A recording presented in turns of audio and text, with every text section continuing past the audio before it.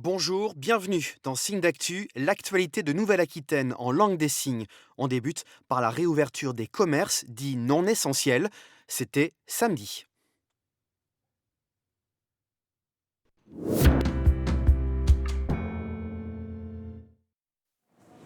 Enfin retrouver son libraire, essayer des vêtements ou acheter son parfum préféré, dans les rues de Poitiers flotte comme un parfum de liberté retrouvée. Nous, en tant qu'étudiants, ça nous permet aussi de pouvoir retourner dans des librairies et pouvoir racheter des livres dont on avait besoin. Donc c'était compliqué. Il y avait le click and collect, mais bon, c'est pas pareil. Les mesures sanitaires sont plus strictes que lors du premier déconfinement. En théorie, 8 mètres carrés par client en magasin. Nous, on a une surface de 50 mètres carrés au sol, et donc ce qui nous donnait une possibilité de 6 clients, et on a limité à 5 clients. Après les lourdes pertes financières de ces semaines de confinement, les commerçants veulent réussir leur fin d'année. Beaucoup demandent par exemple la suppression de la CFE, la cotisation foncière des entreprises. C'est le cas à Bordeaux où des gérants ont imaginé une action coup de poing. Si demain on réouvre, ça ne veut pas dire que notre métier va reprendre. Nous, on va retravailler, mais on n'aura pas tout de suite des clients ou tout de suite des commandes. Voilà. Donc nous, il va falloir un accompagnement qui dure sur plus d'un an parce qu'on sait d'ores et déjà qu'on va mettre plusieurs années à se relever de ça. Selon une estimation, avec le confinement, un commerce sur deux serait au bord de la faillite. Et certains ne peuvent toujours pas rouvrir. C'est le cas des bars et des restaurants. C'est catastrophique parce que quand on compte les mois, on est presque à la moitié de l'année sans pouvoir travailler. La gérante a dû faire appel au fonds de solidarité. Face à la situation de la profession, l'Union des métiers de l'industrie hôtelière ne mâche pas ses mots. On est menotté, bâillonné et en plus il faudrait qu'on dise merci. C'est inadmissible. Autres professionnels inquiets dans la région, ceux de la montagne. Le président de la République a bien fait comprendre que les stations de sport d'hiver ne pourraient pas rouvrir normalement à Noël. Je rappelle juste que Noël, les vacances de Noël, ou la période de Noël plutôt, représente quand même 25% de notre chiffre d'affaires, quoi. C'est une perte lourde qui se cumule avec la perte de fin de saison de la saison dernière, hein. Impossible de skier à Noël, mais randonnée en montagne reste autorisée.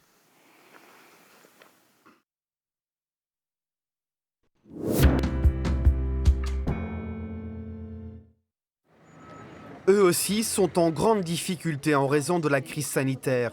Les bénéficiaires des Restos du Cœur sont beaucoup plus nombreux cette année, comme cette mère de famille récemment inscrite. Mon mari est dans l'agent d'entretien et moi dans employé commercial. Et là, ça fait depuis le premier confinement, on a du mal à retrouver un travail tous les deux. On est au chômage tous les deux. Parmi les nouveaux bénéficiaires, beaucoup n'étaient jusque-là jamais venus au Restos du Cœur. Des auto-entrepreneurs, des employés de la restauration, des femmes de ménage et même des artisans.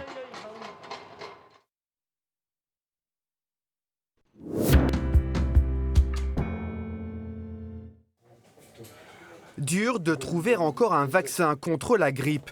En Charente-Maritime, de nombreuses pharmacies n'ont plus de stock. La faute aux 400 000 personnes vaccinées dès le premier jour de la campagne. Beaucoup plus que prévu. Pour certaines personnes prioritaires, une liste d'attente existe en attendant l'arrivée des 2 millions de doses supplémentaires prévues mi-décembre.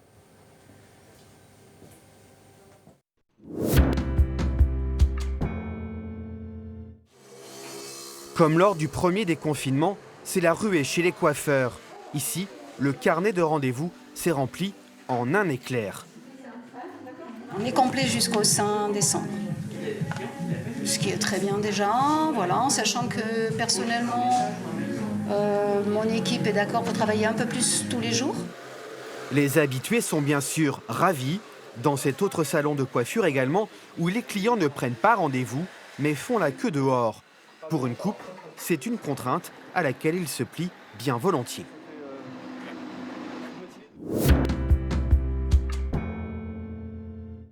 Jade est étudiante en école d'infirmière à Limoges. Elle est malentendante, elle est aussi instagrammeuse et elle a choisi de transmettre sa langue aux personnes entendantes depuis son compte et elle est déjà suivie par des centaines de personnes, dont certaines de ses camarades d'école d'infirmières.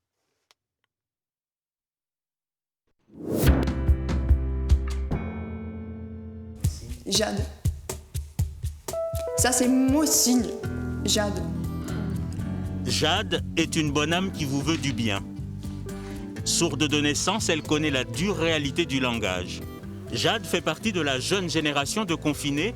Elle a souffert du port du masque, un sérieux frein à la communication. Nous, les personnes malentendantes et sourdes, nous lisons beaucoup sur les lèvres pour pouvoir compléter des mots.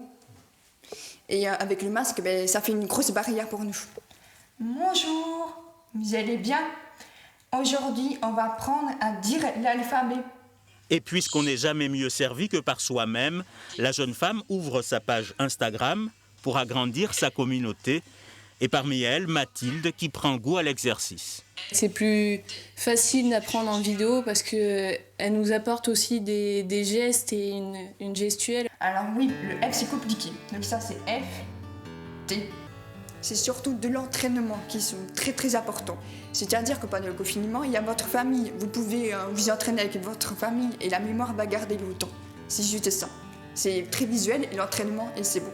D, E, signe. Étudiante en école d'infirmière à Limoges, Jade et Mathilde aiment les gens. Elles veulent aider les plus vulnérables. Pendant le stage, j'avais rencontré un patient qui est sourd. Oh, les infirmières, pour elles, c'est très très difficile. Ils ne savent pas comment faire. Et là, je l'ai rencontré, je lui ai fait des signes. Et le patient, il était très très content. Il était vraiment ému. Donc là, ça m'a touchée. J'ai dit, allez, il faut que je montre des signes à tout le monde. Quand même, la communication, c'est une grosse barrière dans la prise en charge d'un patient. Donc, savoir s'exprimer en langage des signes, c'est quand même avoir une meilleure prise en charge, je trouve, avec les patients. Pour les passionnés ou simples curieux, rendez-vous sur sa page Instagram. C'est ludique, drôle et c'est gratuit. À dire son prénom. Il s'apprête à participer au Dakar. Charlie Herbst est motard, il est originaire de la région. À 27 ans, c'est sa 3e participation au rallye. Nous l'avons rencontré en pleine préparation.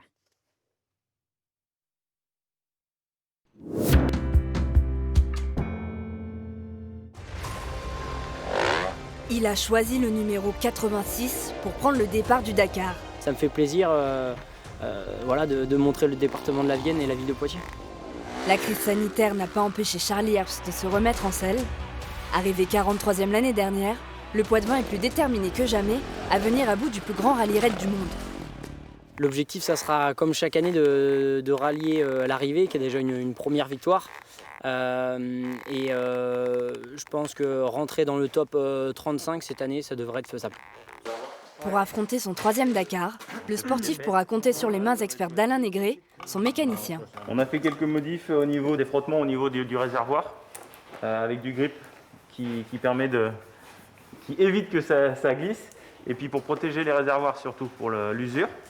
Alain n'en est pas à son coup d'essai sur cette course mythique, mais ce sera la première fois qu'il partagera cette aventure avec Charlie, son patron à la ville. Entre les deux hommes, l'alchimie est au rendez-vous. On se connaît, on sait comment s'aborder, on sait se dire les choses. On travaille ensemble toute l'année et puis l'histoire est quand même vraiment sympa qu'on puisse repartir ensemble au Dakar, faire la course et puis après revenir ici, c'est vraiment sympa. Ouais. Il est 15h, l'heure pour Charlie et Alain de découvrir en direct le tracé complet du rallye. L'étape 5. Donc l'étape 5, c'est un 420 km de spécial, avec une spéciale qui va vous sembler souvent très longue. Un parcours quasi inédit. Au programme du sable, des dunes, des plateaux caillouteux, de la navigation. Sur certaines étapes, le jeune homme sera seul face au désert saoudien. L'étape marathon où je vais être sans assistance là, pendant 1500 km, donc ça veut dire que pas de mécanicien. Ça va être encore un Dakar qui va être difficile. Il faut surtout absolument préserver la moto et puis le pilote, quoi, qu'il ne faut pas se blesser pour pouvoir aller au bout. Début de la course le 3 janvier à Jeddah, où l'attendent plus de 7600 km de sensations fortes.